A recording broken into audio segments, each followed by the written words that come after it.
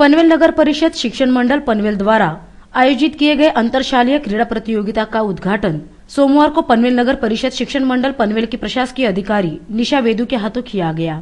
इस अवसर पर नगर सेवक प्रथमेश सोमन आदि सहित शिक्षण मंडल पनवेल के पदाधिकारी, अध्यापक एवं विद्यार्थी बड़ी संख्या में उपस्थित थे। पनवेल नगर परिषद शिक्षण मंडल द्वारा शुरू की गई इस प्रतियोगिता में तकरीबन 11 स्कूलों के विद्यार्थियों ने हिस्सा लिया है, जिसमें 2650 विद्यार्थियों का सहभाग है।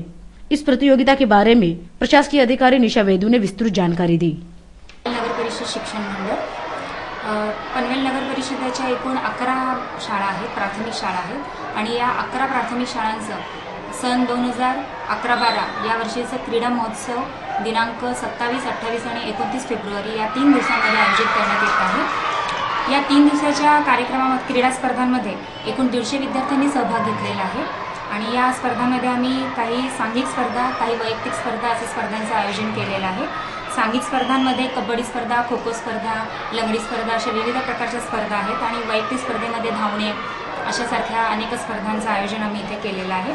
आम्ही वर्षभर आमच्या शाळा स्तरावरती आणि केंद्र स्तरावरती वेगवेगळ्या स्पर्धा आयोजित केल्या। चित्रकला स्पर्धा आहेत, गायन स्पर्धा आहेत, कथाकथन स्पर्धा आहेत, प्रश्नमंजुषा स्पर्धा आहेत, इंग्रजी स्पर्धा आहेत, गणित स्पर्धा आहेत, अशा वेगवेगळ्या स्पर्धा घेतलेल्या आहेत। क्रीडा स्पर्धा आता आम्ही घेत आहोत। अशा या सर्व स्पर्धांसाठी आम्ही वेगवेगळे पारितोषिके ठेवलेली आहेत, म्हणजे स्पर्धांनुसार पारितोषिकांचं वितरण आम्ही करणार आहोत। चित्रकला स्पर्धेसाठी शैक्षणिक साहित्य, गणित स्पर्धा असतील तर बुद्धिमत्तेवर आधारित पुस्तकांचं साहित्य, निबंध स्पर्धा असतील तर निबंध विषयक साहित्य आम्ही विद्यार्थ्यांना देणार आहोत। क्रीडा स्पर्धांसाठी विविध ट्रॉफीज आम्ही विद्यार्थ्यांना देणार आहोत, मेडल देणार आहोत आणि ह्या सर्व स्पर्धांमधून उत्कृष्ट शाळा, सर्वात जास्त गुण मिळवणारी उत्कृष्ट शाळा, चॅम्पियनशिप आम्ही त्या शाळांना देणार आहोत। उत्कृष्ट विद्यार्थी, उत्कृष्ट खेळाडू अशा विविध पारितोषिकं आम्ही या विद्यार्थ्यांना देणार आहोत। आज दुपारनंतर सांस्कृतिक कार्यक्रमाचं आयोजन केलं जाणार आहे आणि उद्या कार्यक्रमाचा समारोप म्हणजेच बक्षीस वितरण समारंभाने केला जाणार आहे।